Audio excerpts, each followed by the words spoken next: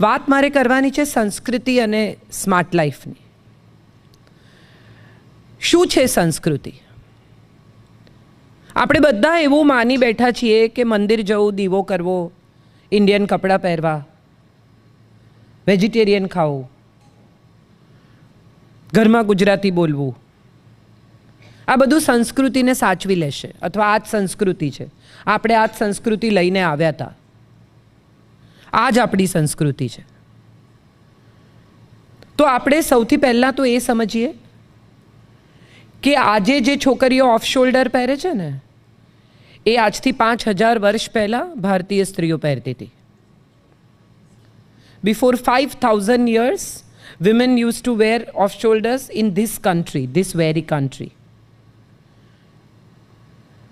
આપણે એમ કહીએ છીએ કે પુષ્પક વિમાનમાં સીતાનું અપહરણ કર્યું. દેટ મીન્સ કંઈક તો ઉડતું હતું. There was something which was flying and he took her away. દરિયો પાર કરીને સીતાને લઈ ગયા. તો કેવી રીતે લઈ ગયા? કશુંક તો હશે વિમાન જેવું. ફોન સાયલેન્ટ કરી દો તો તમને પણ મજા આવશે ને અમને પણ મજા આવશે. આજના જમાનામાં ફોન હોય બહુ મોટી વાત છે, પણ ઘણા પાસે તો બે પણ હોય છે અને કેટલાક પાસે એક ત્રીજો છુપો પણ હોય છે. પણ સાયલેન્ટ કરી દો તો મજા આવશે તમને પણ ને બીજાને પણ.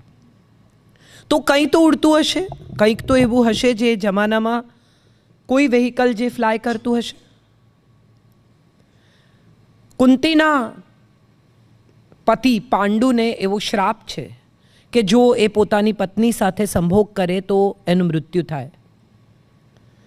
કુંતી એવું કહે છે કે મારી પાસે દેવોનું, મારી પાસે દુર્વાસાનું આપેલું વરદાન છે અને હું દેવોને આમંત્રિત કરી શકું છું અથવા ગમે તેની સાથે ઈચ્છું એની પાસેથી સંતાન પેદા કરી શકું છું. દેટ મીન્સ IVF હશે, ડોનર હશે. Yes or no? Correct.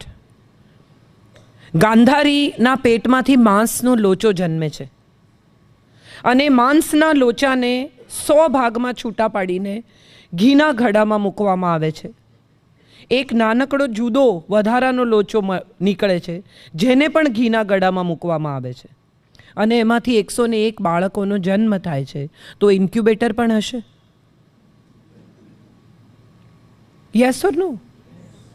So that means આપણે જેને સંસ્કૃતિ માનીએ છીએ એ તો રૂઢી છે, પરંપરા છે. વેજીટેરિયન ખાવું, ઇન્ડિયન કપડાં પહેરવા, મંદિર જવું, હાથ જોડવા, દીવો કરવો, પૂજા કરવી, આ તો રૂઢી છે, પરંપરા છે. આ સંસ્કૃતિ નથી. આપણી સંસ્કૃતિ તો સદીઓ પહેલાં, 5000 વર્ષ પહેલાં સિંધુ નદીને કિનારે જે ધર્મ પાંગર્યો એ સનાતન ધર્મની સંસ્કૃતિ છે. મેહિકો કહીએ છીએ એવી રીતે સિંધુ ન બોલી શકતા લોકો હિન્દુ કહેતા થયા અને એ નદીને કિનારે પાંગરેલી સંસ્કૃતિ એ હિન્દુ, કારણ કે સિંધુ એટલે આ સિંધુ. તો આપણે તો હિન્દુને ધર્મ બનાવી દીધો. સંસ્કૃતિ શું છે? આપણા વેદોએ કહ્યું યત્ર નાર્યસ્તુ પૂજ્યંતે રમંતે તત્ર દેવતા. નારીની પૂજા થાય ત્યાં દેવો નિવાસ કરે છે. 33 કરોડ દેવતા. ઘણી બધી વાર તમે પણ સાંભળ્યું હશે, તમારા છોકરાઓએ, બેન લાઈવ નહીં કરો, તમારા છોકરાઓએ પણ સાંભળ્યું હશે કે તમારે તો 33 કરોડ દેવતા, તમારે તો આટલું બધું આમ, તમારા ધર્મમાં કોણ દેવ, તમારા ધર્મમાં શું છે? આવી ચર્ચા દરેકને થઈ હશે જે વિદેશમાં રહે છે, દરેકને કોઈકની સાથે તો થઈ જશે. તો એ બધાને એ જાણવું જોઈએ કે 33 કરોડ દેવતામાં પવન પણ છે, વૃક્ષ પણ છે, પાણી પણ છે, અગ્નિ પણ છે, ગાય પણ છે, અનાજ પણ છે. 33 કરોડ દેવતા એટલે 33 કરોડ સ્વરૂપ નથી. આપણે કુદરત સાથે એટલા બધા એકાકાર છીએ કે આપણે કુદરતને પૂજતા લોકો હતા. હવે એકદમ જાગ્યા કે પર્યાવરણને, હવે એકદમ જાગ્યા કે ક્લીન વોટર, હવે એકદમ જાગ્યા કે એર પોલ્યુશન ઓછું કરો, નોઇઝ પોલ્યુશન ઓછું કરો. આપણે તો વાણીને પણ દેવ કહ્યો, વાક, સરસ્વતી. આપણે દરેકે દરેક વસ્તુને પૂજતા હતા કારણ કે આપણે એમ માનતા હતા કે આ બધું જે કંઈ આપણી આસપાસ બને છે એ કુદરતે સર્જેલી એક સુંદર પ્રવૃત્તિ છે. બહારના 5 તત્વ અને ભીતરના 5 તત્વ એકબીજાની સાથે જો સંયોજિત થાય તો માણસનું અસ્તિત્વ સરસ રીતે ટકી શકે. આપણી અંદર પણ 5 તત્વ અને બહાર પણ 5 તત્વ, એનું બેલેન્સ થાય તો માણસનું અસ્તિત્વ સારી રીતે ટકી શકે. માટે આ 5 તત્વને દેવ બનાવવામાં આવ્યા કે આપણે એને નુકસાન ન કરીએ. કેટલું બધું આપણી સંસ્કૃતિમાં છે. 4 વેદ, ઋગ્વેદ, યજુર્વેદ, અથર્વવેદ અને સામવેદ. આ 4 વેદો શ્રુતિ અને સ્મૃતિથી કહેવાયા. ક્યાંય કોઈએ કંઈ લખ્યું નથી. ગુરુએ શિષ્યને કહ્યું, શિષ્ય એના શિષ્યને કહ્યું, એના શિષ્ય એના શિષ્યને કહ્યું ને પરંપરા સચવાતી ગઈ. વેદોને જ્યારે સમજવાનો પ્રયત્ન કરવામાં આવ્યો ત્યારે ઉપનિષદો આવ્યા. ઉપનિષદ, એની પાસે બેસવું, સમજવું, આ ઉપનિષદ છે. ઉપનિષદમાંથી પુરાણ આવ્યા, કારણ કે ઉપનિષદને સમજવા માટે કથાઓ, વાર્તાઓ કહેવાય, મોરલ સ્ટોરીઝ. આ મોરલ સ્ટોરીઝ પુરાણ બન્યા અને પુરાણમાંથી મહાકાવ્યો આવ્યા. હવે સંસ્કૃતિ જ્યારે તમે તમારા બાળકને સમજાવો છો કે તમારા સંતાનને સમજાવો છો કે તમે પણ સમજો છો, ત્યારે આપણે સામાન્ય રીતે એવું માની બેઠા છીએ કે ભારતીય હોવું એટલે વેજીટેરિયન ખાવું, ઇન્ડિયન કપડાં પહેરવા, મંદિર જવું, પૂજા કરવી, યજ્ઞો કરવા, હવન કરવા, ઉપવાસ કરવા. એકચ્યુઅલી ભારતીય સંસ્કૃતિમાં જો વેજીટેરિયન હોત તો રામ હરણનો શિકાર કરવા જાત જ નહીં. પત્ની કહે છે કે જા લઈ આવ સુવર્ણ મૃગ, મારે એની કાંચળી સીવડાવવી છે, અને પતિ જાય છે. આપણી સંસ્કૃતિ સ્ત્રીના સન્માનની સંસ્કૃતિ છે, પરસ્પર પ્રેમની સંસ્કૃતિ છે. એક સત્યકામ જાબાલાની કથા છે. જાબાલા નામની એક સ્ત્રી પોતાના નાનકડા દીકરાને લઈને ગૌતમ ઋષિ પાસે જાય છે અને દીકરાને આગળ કરે છે કે જા ઋષિને જઈને કે મને ભણાવો. ઋષિ પાસે જાય છે દીકરો નાનકડો અને જઈને ઊભો રહે છે. તો ઋષિ એને પૂછે છે કે તારું કુળ કયું છે? ત્યારે નાનકડો સત્યકામ, જેનું નામ સત્યકામ છે, એ કહે છે કે મારું તો કોઈ કુળ જ નથી, કારણ કે મારી મા તો દાસી હતી અને અનેક લોકોએ એનો ઉપભોગ કર્યો છે. મારી માને ખબર નથી હું કોનું સંતાન છું. અને ત્યારે ગૌતમ ઋષિ એને કહે છે કે તું સત્ય બોલ્યો, તારાથી વધારે બ્રાહ્મણ આ જગતમાં કોઈ નથી. તું સત્ય બોલી શકે છે, તારી માએ તને સત્ય બોલવા તૈયાર કર્યો છે, તને સાચું કહ્યું છે અને તું સાચું મને કહી શકે છે હિંમતપૂર્વક, તો તારાથી વધુ બ્રાહ્મણ કોણ? આપણે કહીએ કે બ્રાહ્મણ જન્મથી થાય. અહીંયા બ્રહ્મરંધ્ર છે. ગીતાના 15મા અધ્યાયનો પહેલો શ્લોક છે, ઉર્ધ્વ મૂલ અધ શાખા અશ્વત્થ પ્રાહુર્વ્યયમ. આપણા મૂળ ઉપર છે, શાખાઓ નીચેની તરફ છે. બાકી બધા પ્રાણીઓને કાં તો આડા બનાવ્યા છે, કાં તો બધા મૂળ અંદર છે અને શાખાઓ ઉપર છે. માણસ એક જ એવું પ્રાણી છે કે જેના મૂળ ઉપર છે ને શાખાઓ નીચે છે. ઉર્ધ્વ મૂલ અધ શાખા અશ્વત્થ પ્રાહુર્વ્યયમ. એવું અશ્વત્થ જીવનભર ટકે એવું આ વૃક્ષ છે, સનાતન વૃક્ષ, માનવજાતનું વૃક્ષ. એવા આપણે, જેનું બ્રહ્મરંધ્ર અહીંયા છે, આજ્ઞાચક્ર અહીંયા છે, 7 ચક્રો, બધા હવે તો ગૂગલ પર દરેક માણસ બધું ગૂગલ કરીને આપણે બધું સમજી જ ગયા છીએ.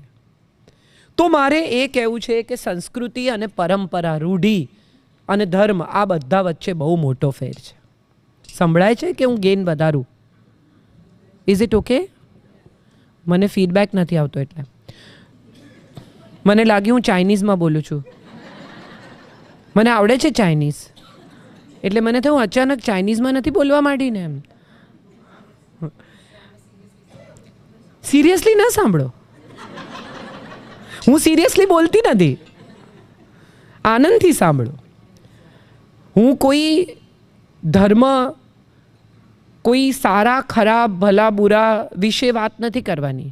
મારે તો માત્ર એટલું જ કહેવું છે કે આપણે જે માનીએ છીએ તે નથી. આપણે દરેક આપણી માન્યતાઓ સાથે જ યુદ્ધ કરવાનું છે. જે આપણને આટલા પરંપરાથી શીખવવામાં આવ્યું કે ધનતેરસના દિવસે ધનની પૂજા કરવાની, એટલે આંખ મીચીને દિવાળીના આગલા દિવસે ધનતેરસ આવે એટલે આપણે બધા સિક્કા કાઢીએ ને ફલાણું કાઢીએ ને આંખ મીચીને બધા દૂધથી ધુએ ને પછી પાણીથી ધુએ ને પછી પંચામૃતથી ધુએ ને અત્તર લગાડે ને પાછા સિક્કા અંદર મૂકી દેવાના.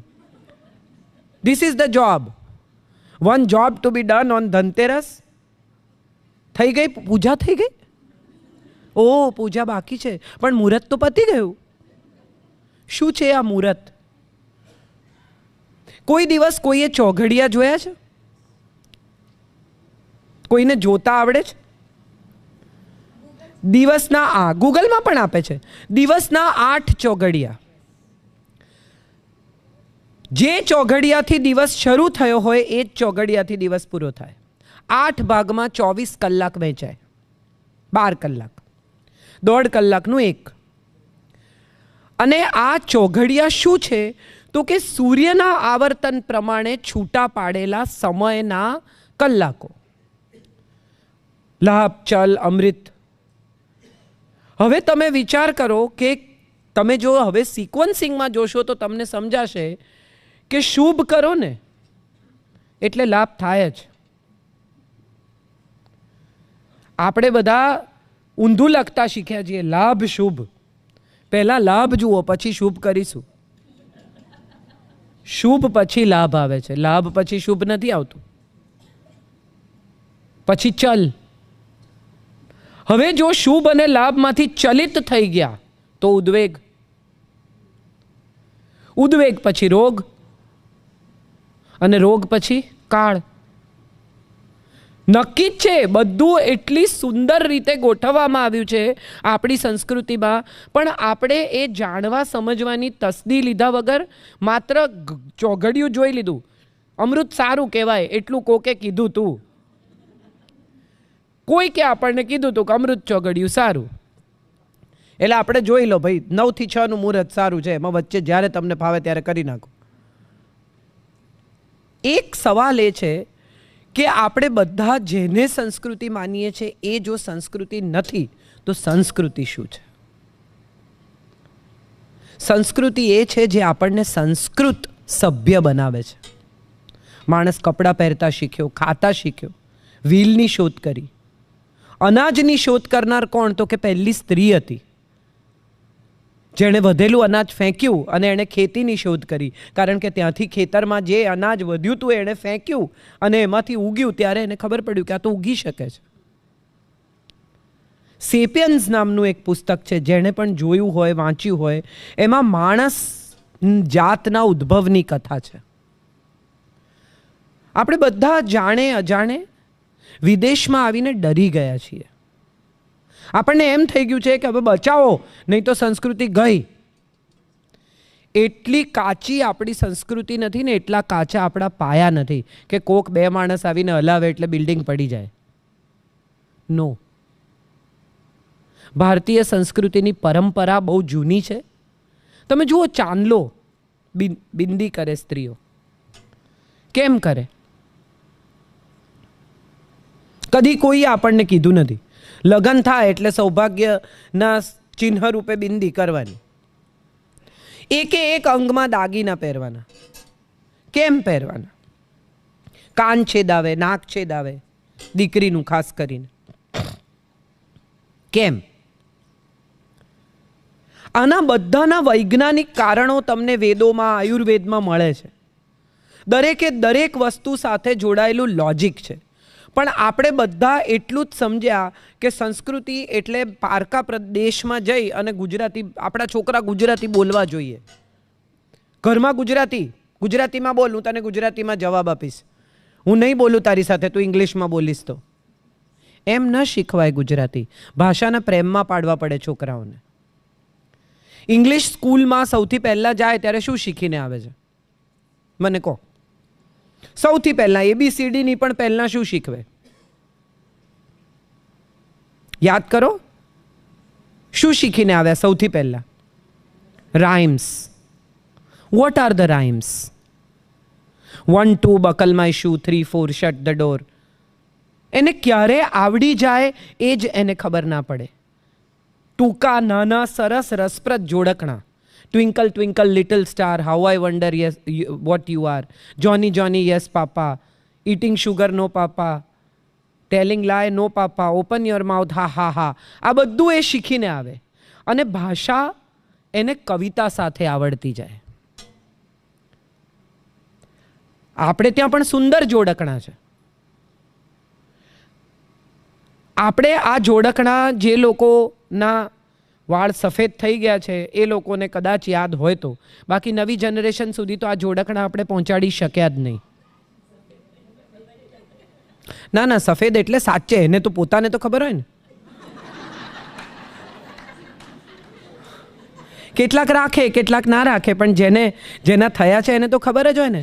જે પોતે જેનું નામ જ ડાય છે એ કેટલું જીવાડશે? એને એના પર જ લખ્યું છે ડાય. ધેટ મીન્સ આ બહુ લાંબુ જીવાડશે નહીં. જ્યોર્જ બર્નાર્ડ શોની ગર્લફ્રેન્ડ એનાથી બહુ નાની હતી ને બર્નાર્ડ શોના વાળ સફેદ. પેલી જ્યાં એની સાથે જાય સ્ટેલા કેમ્પબેલ, ત્યાં એને કહે કે તું યાર મારા ફાધર જેવો લાગે, સારો નથી લાગતો, વાળ કાળા કરાવ. તો જ્યોર્જ બર્નાર્ડ શો એક દિવસ બિચારા એમને એમ થયું કે બહુ યાર આ તો બહુ કહે છે, જવું જોઈએ. એટલે એક સરસ સેલોમાં ગયા અને જઈને એણે પૂછ્યું કે do you have anything four grey hair? એટલે પેલા જે સેલોનો છોકરો હતો એણે કહ્યું yes sir, lot of respect.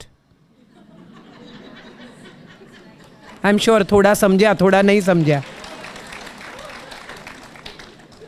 મજા છે, જિંદગી જીવ્યાની પણ એક મજા છે. તમે આ દેશમાં આવ્યા, સંઘર્ષ કર્યો. હું કાલે જ કહેતી હતી, અમે કાર્યક્રમમાં ગયા ત્યારે, કે હું ને તુષારભાઈ પેન્ડેમિકની પહેલાં અમેરિકા આવેલા, તુષાર શુક્લ. પછી અમે જોડે ટ્રાવેલ કરીએ અને આવો જ કાર્યક્રમ બનાવેલો એ લોકોએ. સવારે ઉતરીએ અને સાંજે બોલવાનું હોય ને તુષારભાઈ દોડીને એકદમ આગળ બેસી જાય ગાડીમાં, સીટમાં. હું પાછલી સીટમાં સૂઈ જાઉં અને જેવી હું સૂઈ જાઉં એવા પેલા ભાઈ સ્ટોરી કહેવાની ચાલુ કરે, જે લેવા આવ્યા હોય યજમાને, કે અમે તો $100 લઈને આવેલા, પછી 3 જગ્યાએ નોકરી કરી. સેમ સ્ટોરી, કોકના 100 હોય, કોકના 500 હોય, કોકના 80 હોય, રકમ બદલાય બાકી વાર્તા એ જ હોય. 3-4 દિવસમાં તુષારભાઈ થાકી ગયા. એટલે મને કહે છે તું સૂઈ જાય છે. મેં કીધું હું તો સૂઈ જાઉં, હું તો 16મી વાર આવી, મેં તો કેટલી વાર્તાઓ સાંભળી હશે, વિચાર કરો. હવે તમારો વારો. મજા એ છે કે તમને પોતાને ઘેર લઈ જાય હોસ્ટ બહુ પ્રેમથી. આજે મારે ખરેખર કહેવું જોઈએ કે the best part of my hosting today, my lunch was, એમણે મને ઘર ના બતાવ્યું. બાકી તમને ઘર મારે કેમ જોવાનું તમારું ઘર? બારણા ખોલી ખોલીને, બાથરૂમ ખોલી ખોલીને. આ માર્બલ અમે છેક ઇટાલી, અરે પણ આઈ એમ ઓકે. તમે ઇટાલીથી ના પણ મંગાવ્યો હોત તો તમારે જ વાપરવાનો છે, મને કંઈ ફરક નથી પડતો. અહીંયા અમે લોટસનો થીમ બનાવ્યો છે, સારું. મજા એ છે કે આપણે જે કમાયા એમાંથી આપણે સગવડો ખરીદી, અને એ સગવડો ખરીદતા ખરીદતા આપણે એ ભૂલી ગયા કે આપણી પાયાની સંસ્કૃતિ શું હતી. હવે પરિસ્થિતિ એવી છે કે આપણે સગવડ અને સુખની વચ્ચે અટવાયા છીએ. આપણને એમ છે કે સગવડમાંથી સુખ મળશે, પણ સગવડમાંથી સુખ મળતું નથી. હવે ભય પેઠો છે કે ધર્મ સુખ આપશે. હમણાં સિઝન આવશે અમિતભાઈ, મે જૂન મહિનામાં બધા જ ધર્મગુરુઓ આવશે. પધરામણી કરવાના પૈસા, ખાતમુહૂર્ત કરવાના પૈસા, ઓફિસમાં આવવાના પૈસા, દર્શન આપવાના પૈસા, બધા જ પૈસા ભેગા કરશે. અને આપણે પણ એમ માનીને બધાને પૈસા આપીએ છીએ કે એમના આશીર્વાદથી આપણું કંઈ ભલું થઈ જશે.